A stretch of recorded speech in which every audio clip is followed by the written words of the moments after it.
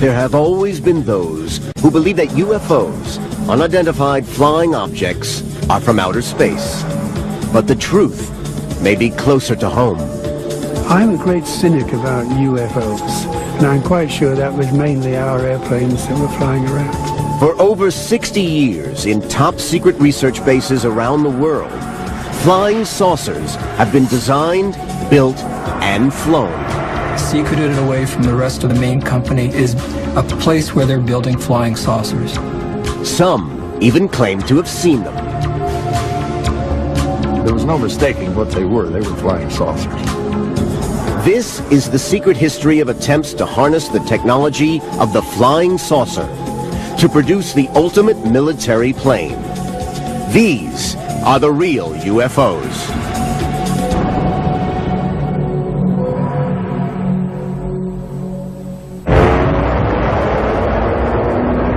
The story of the real UFOs begins in Nazi Germany. As victory in the Second World War was slipping from their grasp, German scientists were trying to perfect weapons that might turn the war in Hitler's favor. One of these was Victor Schauberger, an inventor who had produced models for a flying saucer. It had met the promise of a flying machine that could maneuver like a helicopter, but travel at supersonic speed undetected by the enemy. Schauberger's craft utilized a tornado-like vortex, which produced magnetic effects causing levitation. Victor was recognized by the German government, actually met with Hitler, and later was inducted into the SS and put to work further developing this flying saucer concept. He worked alongside a group of brilliant German engineers, including Rudolf Schriever, Andreas Epp, and Dr. Richard Miete. All produced highly advanced designs. The Germans actually had 3 separate developmental areas for flying saucers, one at Peenemünde, one at Breslau, and the other at Prague. At all these 3 facilities, flying saucers flew. The Germans had, in fact, gone far enough into development and testing that aircraft were in the air. And one company, Messerschmitt, and had flown a complete saucer-shaped aircraft. These pictures of the early prototypes resemble photographs of UFOs that would emerge in the coming decades. But this was not the world of science fiction. These were highly advanced UFOs. For the German military, this lethal weaponry was being developed to win the war.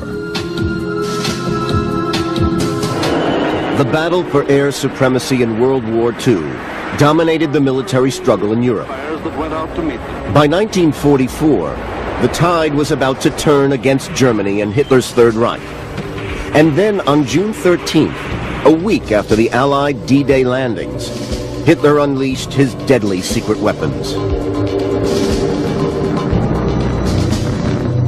Over a period of 2 months, thousands of V-1 jet-powered flying bombs attacked London. Some were shot down from the ground, others in the air.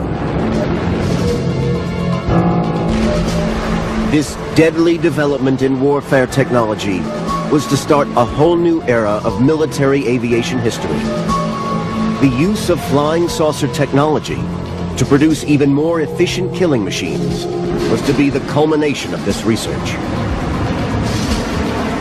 During the Nazi period, we had a flowering of new thought, of scientific thought, of technological development.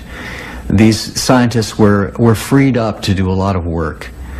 They developed science in every field that is relevant in our lives today, and as a matter of fact, we're still living off that carcass. But there was nothing new about the basic principles of rocket science. Since the 1920s and 30s, there had been an explosion of innocent enthusiasts experimenting with rocket propulsion across Europe and America. But what the Nazis were doing was anything but innocent.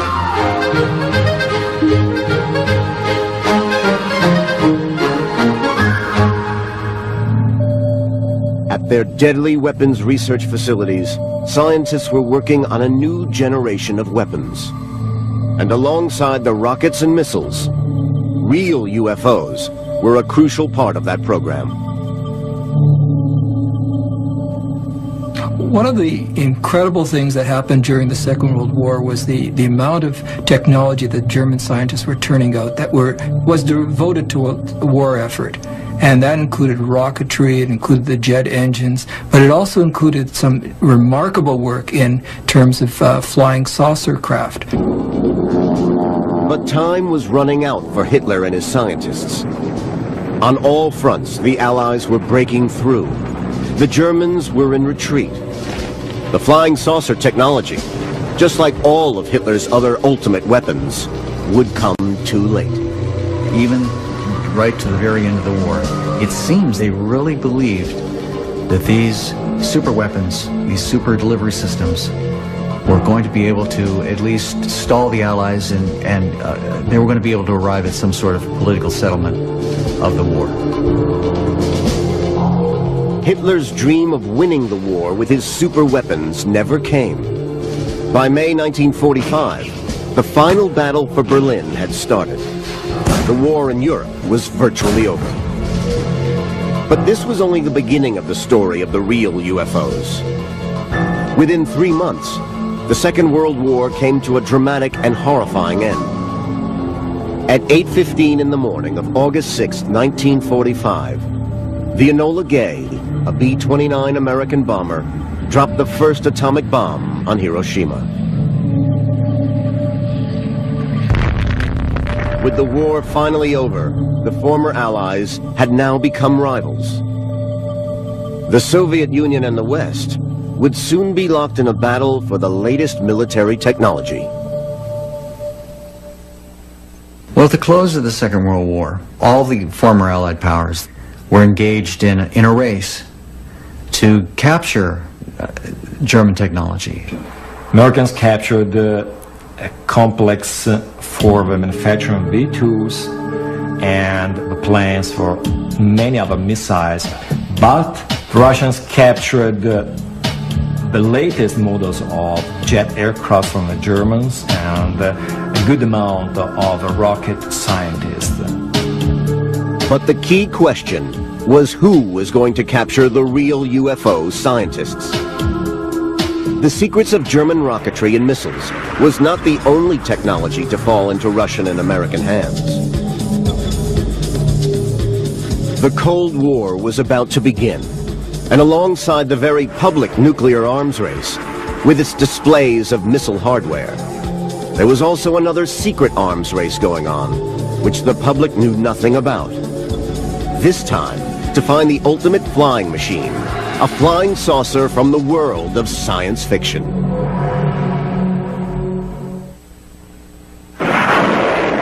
During the Second World War, there was a major technological revolution in jet propulsion, atomic physics, and real UFOs, flying saucer technology.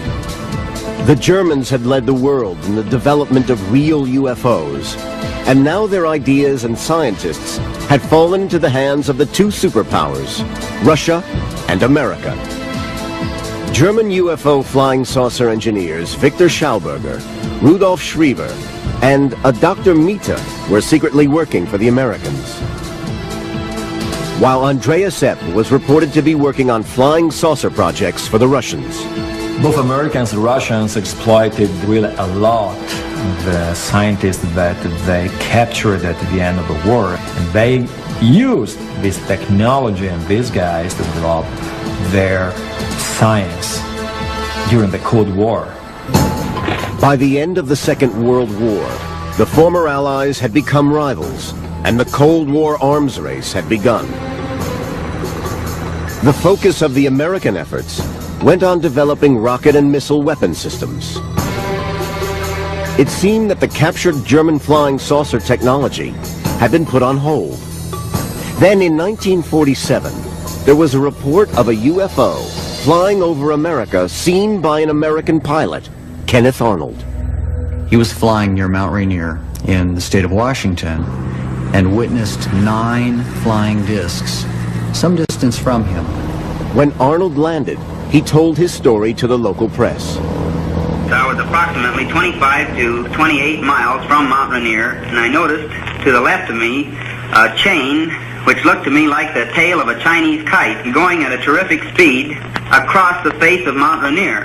They looked something like a pie plate that was cut in half with a sort of a convex triangle in the rear. Well, Kenneth Arnold started a firestorm. He was able to calculate from known landmarks how fast they were flying, and found they were flying at 12 or 1300 miles an hour. And from his description, once he landed and gave this story to the press, he described these objects as if they were saucers skipping on water. And today, that's how we have the word flying saucer. From out of nowhere, the flying saucer mystery is with us. What is the flying saucer? What do people see and sometimes photograph? What's behind the daily reports of aerial phenomena in the nation's press? U.S. television and radio began reporting eyewitness accounts of members of the public who claimed they had seen UFOs in the skies over America. I glanced up and there were 3 flying saucers in a V, approximately a half a mile away from me at an altitude of 350 feet. Is this what Weisberger saw? America was gripped with UFO sightings and flying saucer fever. The military was eager to deny it was anything to do with them, and went on television to reassure the American public. We can say that the recent sightings are in no way connected with any secret development by any agency of the United States. In my position in the Research and Development Organization of the Bureau of Aeronautics and of the Navy Department, I am thoroughly familiar with both our aircraft and our guided missiles programs, and can state without reservation that the Navy has no saucer-shaped aircraft or missile in any of these programs. Then in July 1947, in the midst of the UFO fever, came a startling report by another serving American officer. He announced to the press the discovery of remains from a flying saucer found in Roswell, New Mexico. Within hours, the story of the Roswell incident exploded around the world. The American military panicked. Again, they issued an official statement designed to reassure an anxious public, denying the remains were from a flying saucer. They maintained that it was simply a weather balloon. Behind all these American denials was a more ominous possibility for the military. Assuming the UFOs were not from outer space, flown by aliens, perhaps all these sightings were evidence of an enemy closer to home. The American military were inundated by all kinds of UFO reports, and that drove them to the idea that perhaps some of those UFO missions were the Soviets in the air. The Americans captured very exotic blueprints of very advanced designs for aircrafts, and among them there was the Horten 229 by the Horten brothers. And this aircraft was very similar in shape to the first description of the flying saucer sighted over America in 1947. And the Americans were scared that the Russians could have produced actually a flying version of the Horten 229. So in the immediate post-war years, reports of UFO sightings were part of the growing tensions between East and West as the Cold War grew in intensity. In the early 1950s, the Korean War had almost brought the world to a nuclear disaster. In America, the paranoia and the sense of fear of communist invasion was reflected in attitudes to flying saucers in popular culture. Flying saucers have invaded our planet. Washington, London, Paris, Moscow are key targets. The whole world is under attack. The 50s were the golden age of the flying saucer. People were scared by the Cold War. They were scared by the atomic experiments. They were at the same time very keen to the space exploration and to the advancement of technology, so the climate was the right one to expect extraterrestrial visitations from outer space.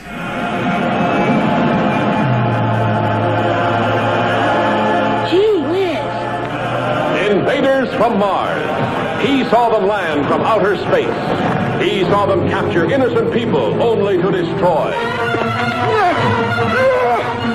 But for the American military, the continued rumors and speculation was ideal camouflage for the real UFOs. All over the deserts of America were sites like Area 51, White Sands, and Los Alamos, where alongside missile tests and space programs, there were hundreds of other mysterious top-secret projects.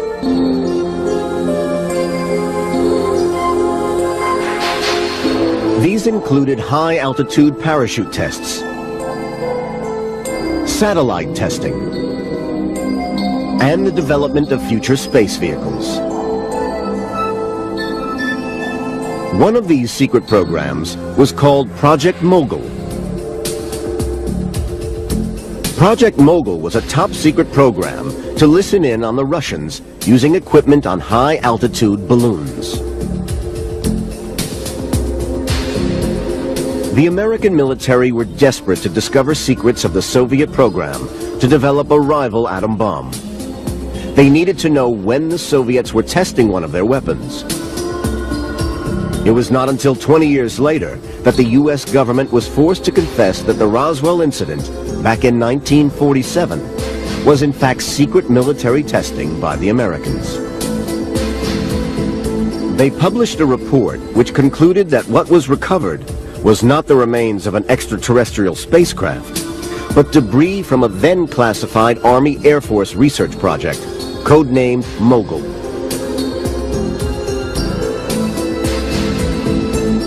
But there was good reason for the Americans to be frightened of the Russians. The experience of the Korean War and the startling appearance of the MiG fighter had proved how advanced Russian military technology had become. America needed to catch up, and catch up fast. Could a supersonic flying saucer be the answer? In the 1950s, the race was on to build the ultimate weapon, a radar-invisible supersonic aircraft. What was needed was from the realms of science fiction. The U.S. Air Force, in fact, wanted a new fighter interceptor, something that no Soviet aircraft would look like, a completely new airplane, one that could fly faster and higher than anything else in the air at the time. In 1953, the CIA discovered that Avro, the Canadian aeronautics company, was working secretly on a revolutionary aircraft, a flying saucer. This was the brainchild of a visionary British aeronautical engineer. The genius behind the Flying Saucer project was John Frost. He came from England as a designer on another project, but he soon became intrigued with the idea of taking flying saucers into the air. John Frost had been responsible for one of aviation's most innovative developments, the swept-wing tailless fighter. The inspiration behind John Frost's first ideas, in fact, came from his collecting a scrapbook of all the UFO reports that were being heralded all over the world. And through looking at every one of the reports, he began to start sifting them down to at least two possible sources. And one was man-made, and he traced it back to Germany. Frost was intrigued by reports of the Nazi flying saucers. In fact, we now have evidence to show that he is a participant in interviewing German scientists, and especially one, Mita, who would work directly with German flying saucers.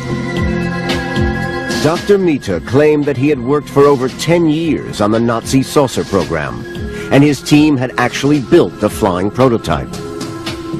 Mita showed Frost photographs, plans, and blueprints.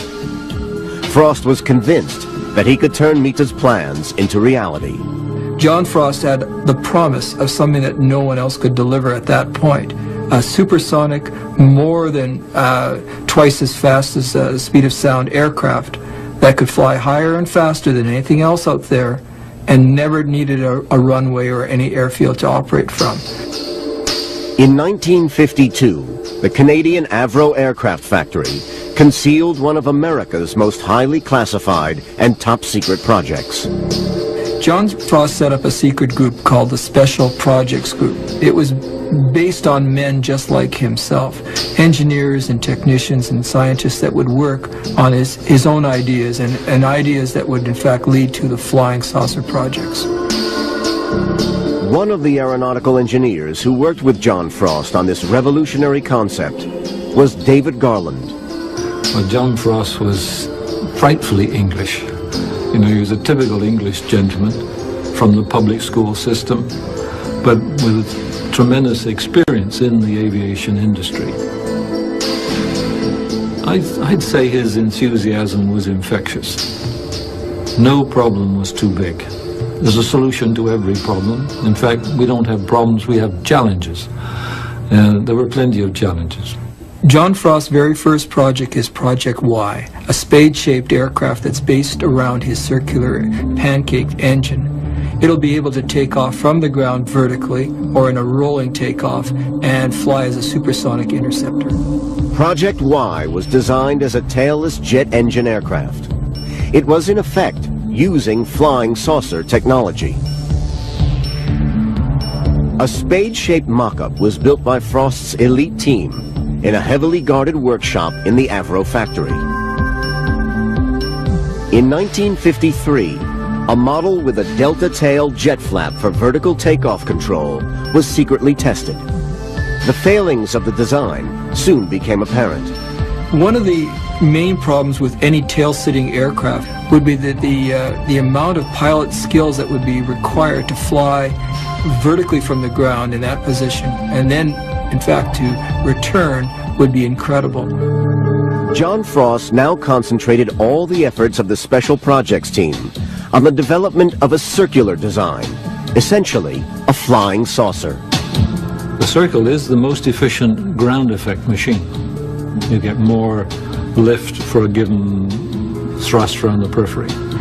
So it makes sense when you're hovering in ground effect. John Frost's next design was codenamed Y2. And Project Y2 is a completely circular aircraft, now using a rotor system in the center of it and multiple engines on the outside edge, powering that rotor, giving it vertical takeoff and eventual direction so it could fly into altitudes that no one else could guess. It was a knife-edge supersonic fighter that he was selling.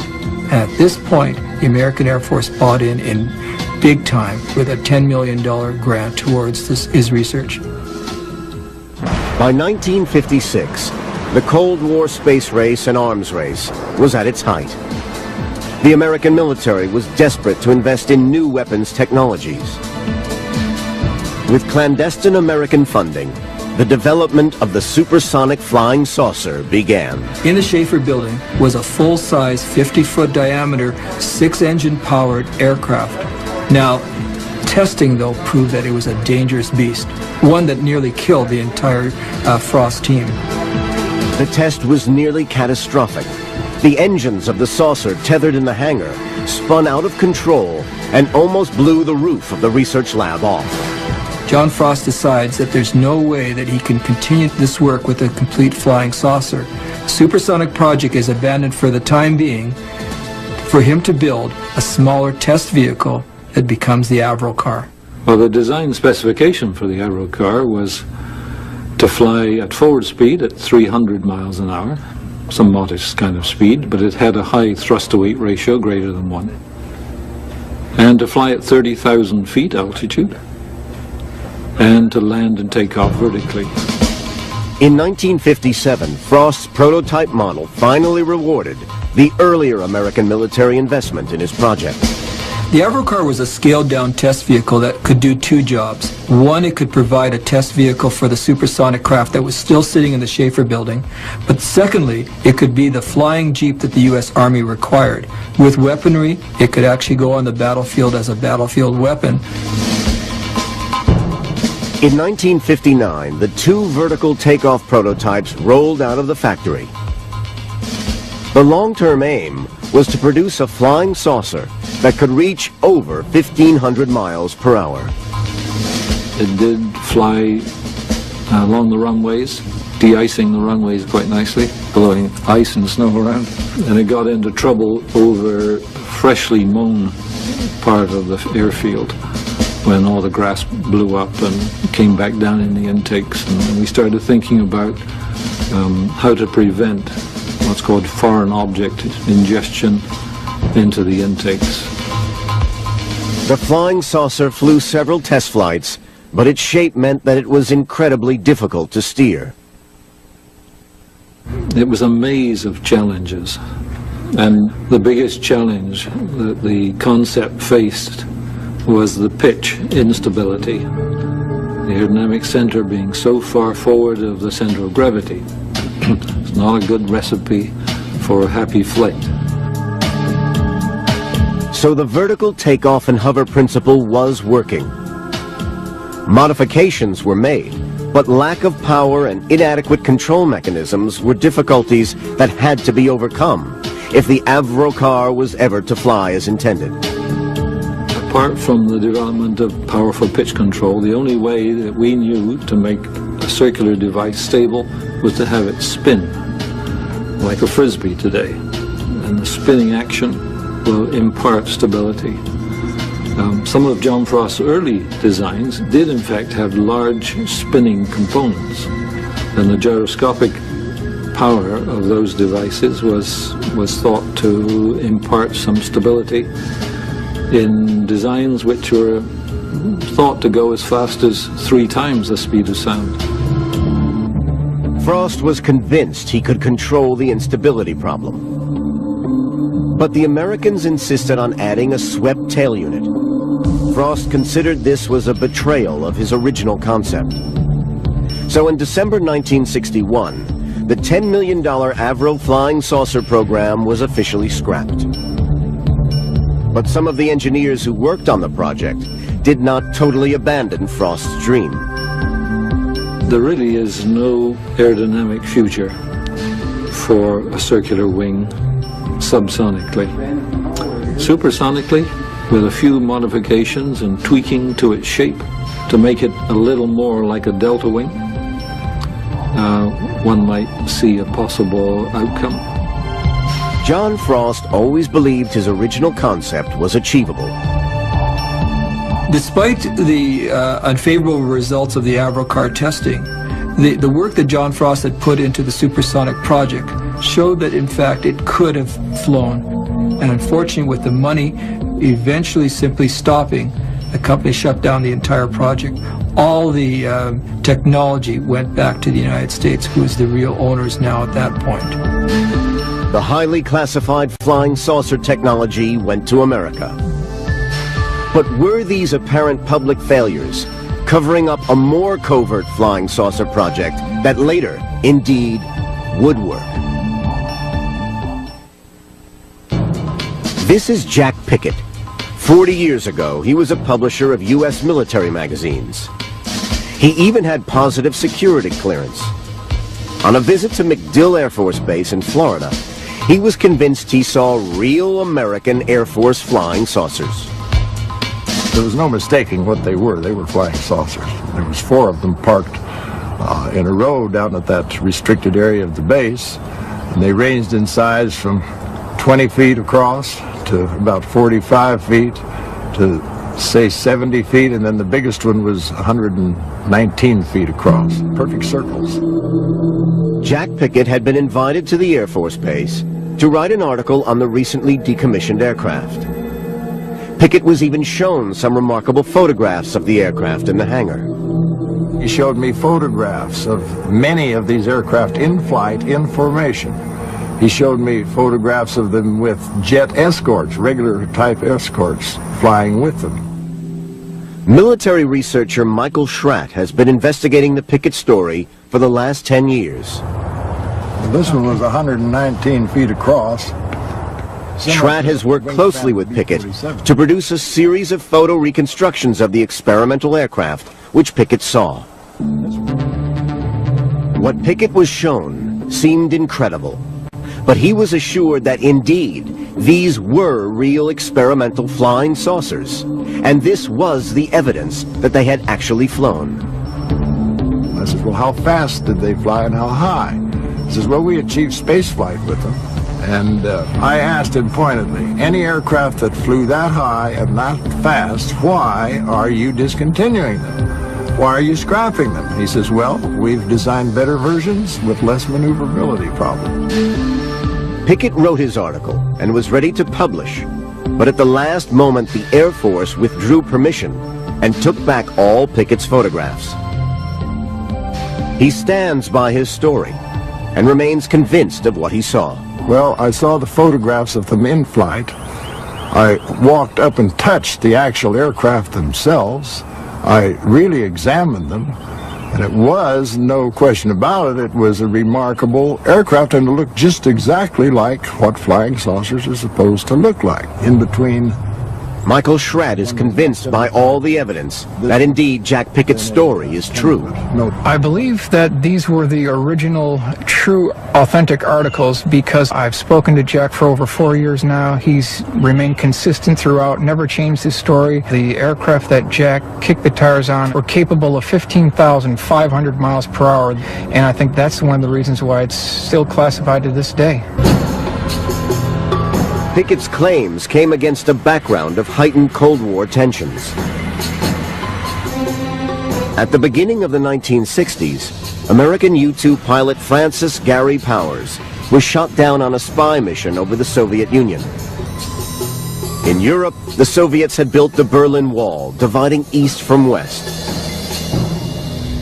And with the Cuban Missile Crisis, the world had come closer than ever before to nuclear catastrophe. This could be the beginning of the end for the... As in the 1950s, popular culture reflected the fear and paranoia of the times. And again, it latched on to the threat from outer space.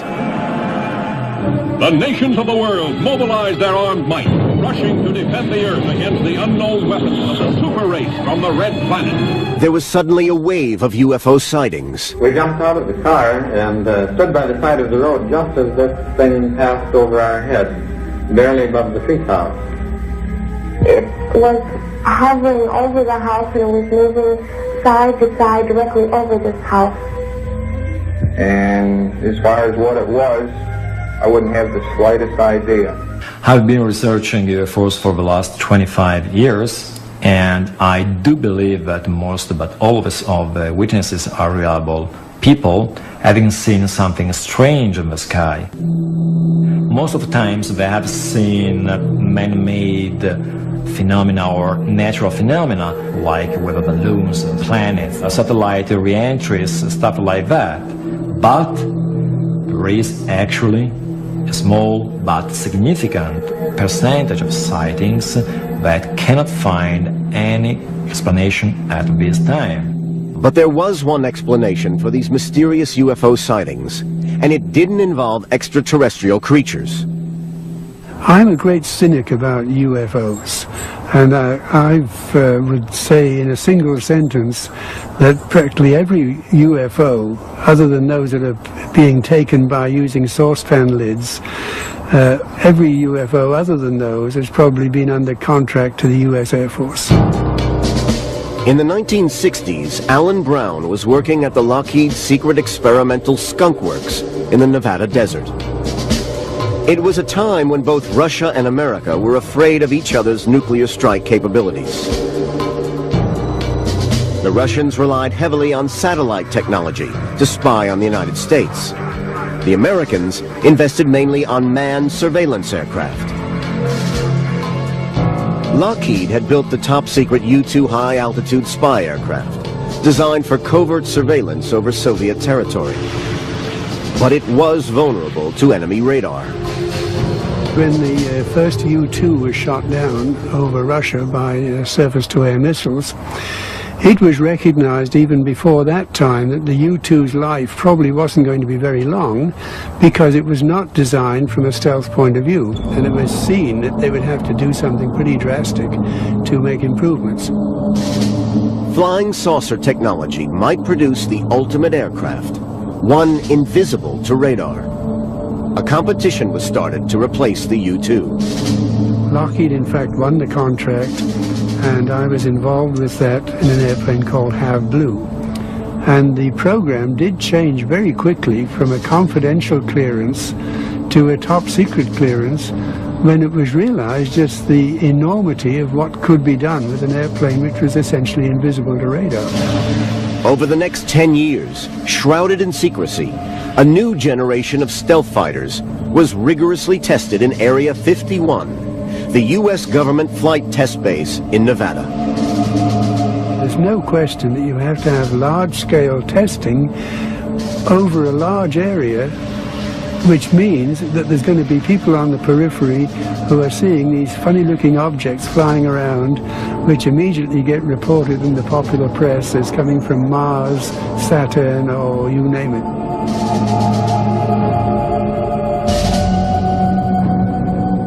So Jack Pickett's story might be true.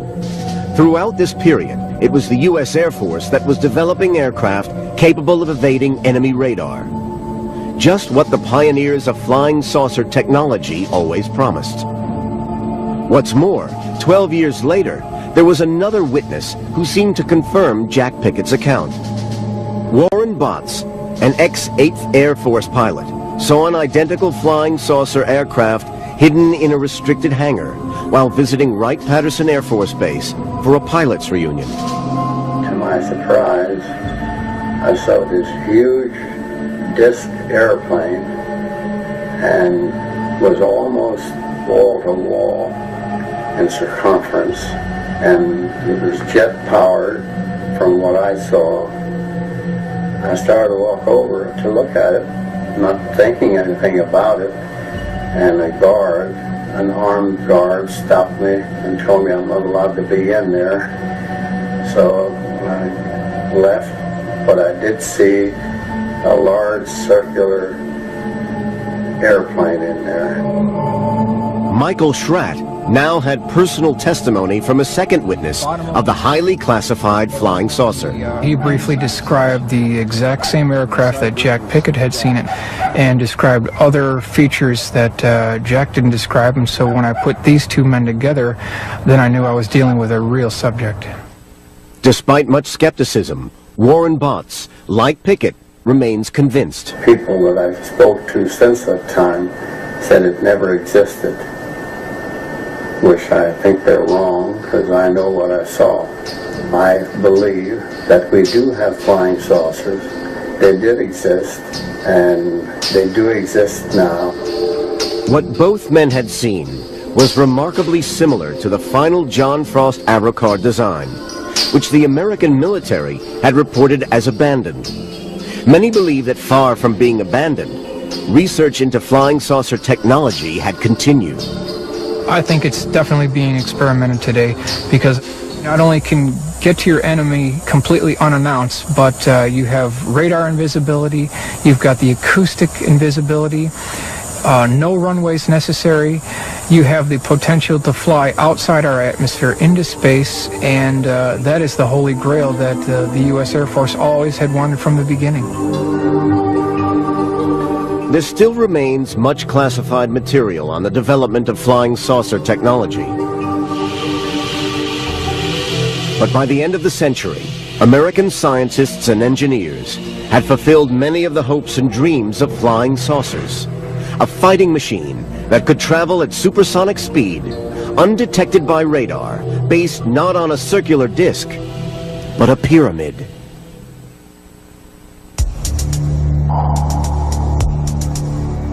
For a period of 15 years, this revolutionary aircraft was classified as a black project, one of America's best-kept secrets. This was the ultimate real UFO, a supersonic strike aircraft, which flew like a jet, but with stealth unseen by radar. In 1988, the Americans decided to reveal it to the world. There's an interesting aspect to the reason why the F-117 was exposed to the public at the end of 1988. The airplanes had been restrained to only flying at night. So the pilots are stuck into this airplane on a totally dark airfield in the middle of Nevada. And we, in fact, did finish up losing a couple of pilots by just purely being disoriented in night flying. At that point, the Air Force decided it had better start flying during the day, and if it was going to do that, it was going to give some indication of what was flying, so we weren't going to get a whole raft of more UFO reports.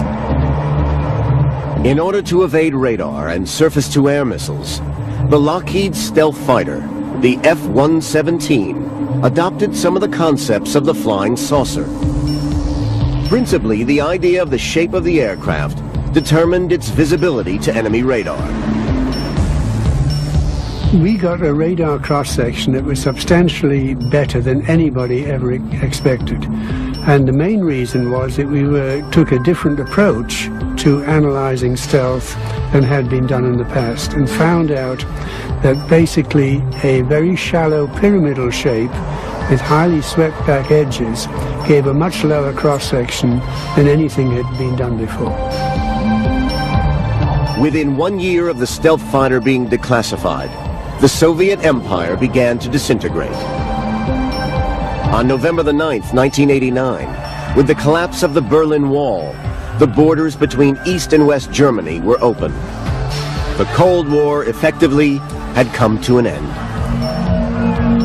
But it wasn't long before the stealth fighter saw its first combat, spearheading the assault against a new enemy in the Iraq War. Its invisibility to radar, combined with precision bombing, shocked the world. We could go in there, drop the bombs exactly at the altitude we wanted to with enormous precision, and take out exactly the targets we needed without being seen. And the whole of the Gulf War in the 1991 period was conducted where we had thousands of sorties and we didn't even get a scratch on one of our airplanes. The unique abilities of the stealth fighter were demonstrated in the Gulf War, but there remained one basic failing.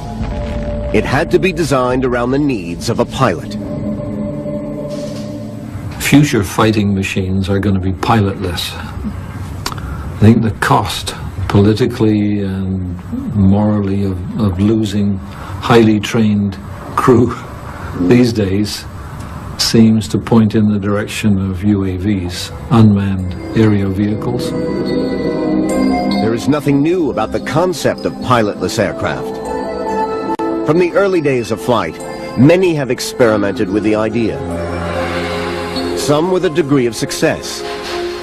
The development of unmanned spaceflight has opened up future aviation possibilities. The biggest issue in the future is certainly unmanned aircraft. And we can also go down to miniaturized airplanes, which are the order of 6 inches in diameter, and fly those into buildings. And in fact, the whole scope of what can be done in the future is just enormous. It's mind-boggling.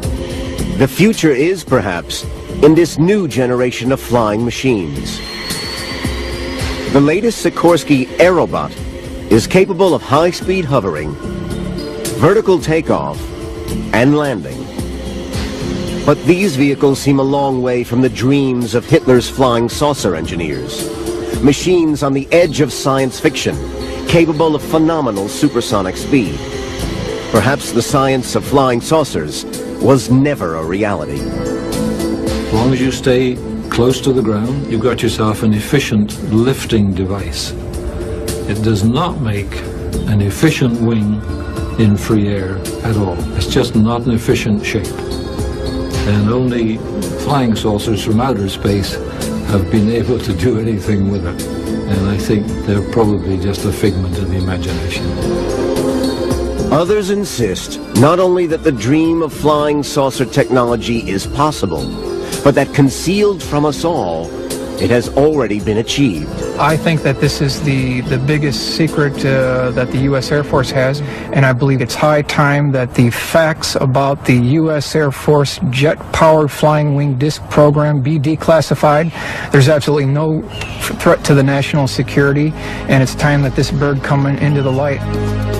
Some of the latest inventions are now in the public domain, but a great many remain secret, fueling more speculation over UFO sightings across our skies.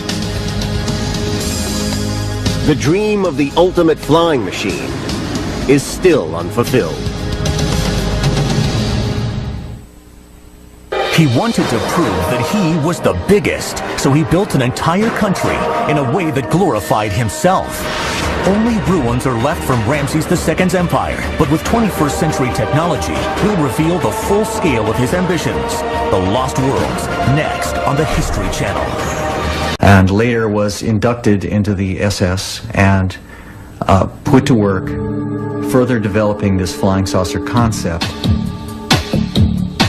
He worked alongside a group of brilliant German engineers, including Rudolf Schriever, Andreas Epp, and Dr. Richard Miete. All produced highly advanced designs. The Germans actually had 3 separate developmental areas for flying saucers. One at Peenemünde, one at Breslau, and the other at Prague. At all these 3 facilities, flying saucers flew.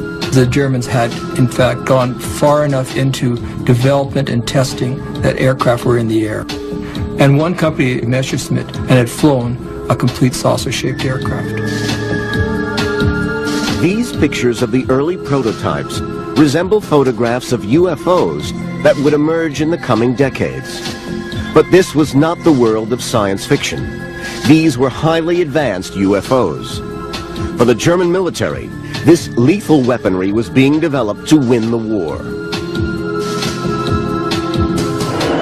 The battle for air supremacy in World War II dominated the military struggle in Europe. By 1944, the tide was about to turn against Germany and Hitler's Third Reich. And then on June 13th, a week after the Allied D-Day landings, Hitler unleashed his deadly secret weapons. Over a period of 2 months, thousands of V-1 jet-powered flying bombs attacked London. Some were shot down from the ground, others in the air. This deadly development in warfare technology was to start a whole new era of military aviation, the ultimate military plane. These are the real UFOs.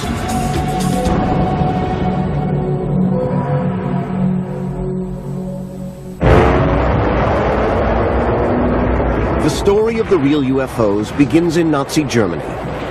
As victory in the Second World War was slipping from their grasp, German scientists were trying to perfect weapons that might turn the war in Hitler's favor.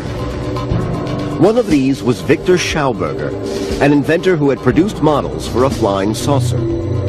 It had met the promise of a flying machine that could maneuver like a helicopter, but travel at supersonic speed undetected by the enemy.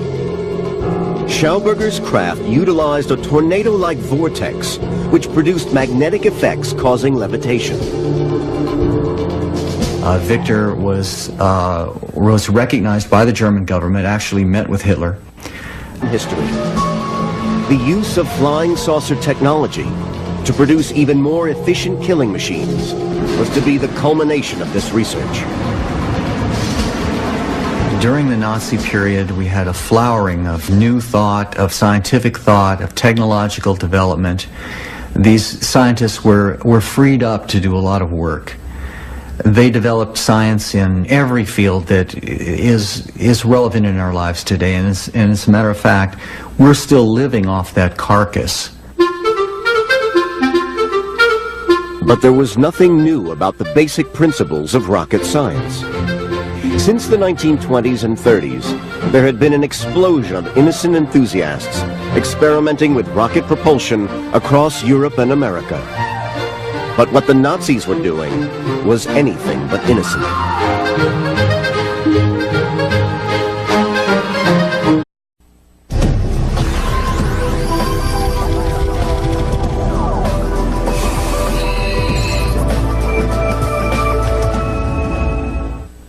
There have always been those who believe that UFOs, unidentified flying objects, are from outer space. But the truth may be closer to home. I'm a great cynic about UFOs, and I'm quite sure that was mainly our airplanes that were flying around. For over 60 years, in top-secret research bases around the world, flying saucers have been designed, built, and flown. Secreted away from the rest of the main company is a place where they're building flying saucers. Some even claimed to have seen them.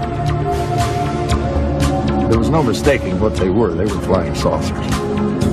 This is the secret history of attempts to harness the technology of the flying saucer to produce